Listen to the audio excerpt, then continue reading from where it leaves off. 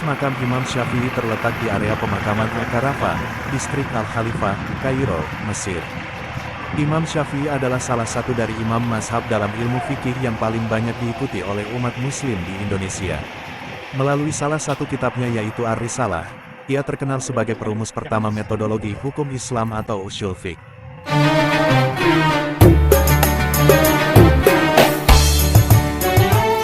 Dikutip dari buku Manaqib Imam Asy-Syafi'i karya Imam Fakhruddin Ar-Razi, 2020. Hal 7, nama lengkap Imam Syafi'i adalah Muhammad bin Idris bin Abbas bin Utsman bin Syafi'i bin Sa'ib bin Ubaid bin Abdul Yazid bin Hashim bin Abdul Muthalib bin Abdul Manaf. Beliau merupakan satu-satunya imam mazhab yang keturunan Quraisy. Nasabnya bersambung dengan Rasulullah Shallallahu Alaihi Wasallam melalui Abdul Mandaf. Imam Syafi'i lahir di Palestina pada tahun 150 Hijriyah dan wafat pada malam Jumat setelah maghrib pada akhir bulan Rajab, tahun 204 H di Mesir.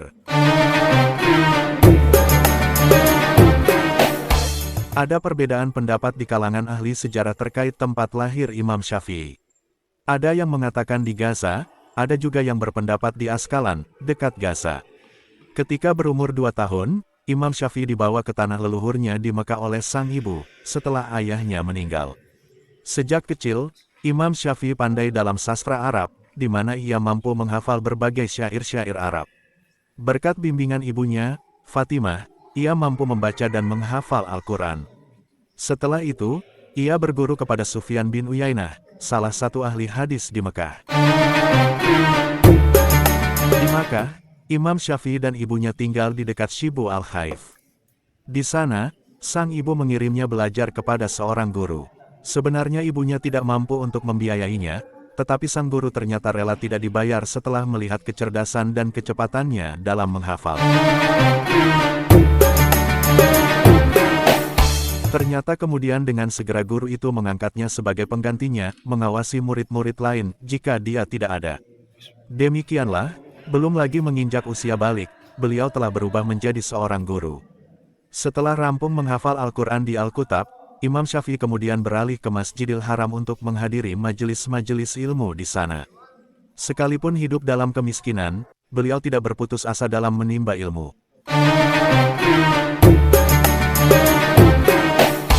Beliau mengumpulkan pecahan tembikar, potongan kulit, pelepah kurma, dan tulang unta untuk dipakai menulis. Sampai-sampai tempayan-tempayan milik ibunya penuh dengan tulang-tulang, pecahan tembikar, dan pelepah kurma yang telah bertuliskan hadis-hadis Nabi. Itu terjadi pada saat beliau belum lagi berusia balik.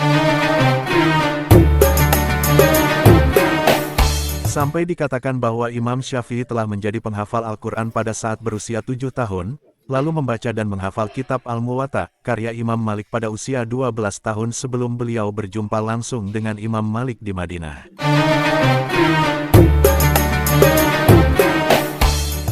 Imam Syafi'i tidak pernah meninggalkan kota Madinah kecuali setelah wafatnya Imam Malik. Lalu pindah ke Baghdad, setelah wafatnya Muhammad bin Hasan pada tahun 189, Imam Syafi'i meninggalkan kota Baghdad menuju kota Makkah dan mengisi kajian fikih serta memberikan fatwa di Masjid Haram. Pada saat itulah beliau mulai merintis mazhab sendiri yang berbeda dengan kedua gurunya yaitu Imam Malik dan Muhammad bin Hasan. Pada tahun 199 Hijriyah, Imam Syafi'i berangkat menuju Mesir untuk menyebar luaskan mazhabnya. Beberapa murid beliau selama berada di Mesir adalah Abu Yaqub Al-Buwaiti, Ismail Al-Muzani, dan Rabi Al-Muradi. Ketika berada di Mesir, beliau banyak merevisi fatwanya dengan yang baru atau yang lebih dikenal dengan mazhab jadid yang dicantumkan dalam kitab beliau yang berjudul Al-Um. Beliau menghabiskan masa hidupnya di Mesir hingga wafat pada tahun 204 Hijriyah.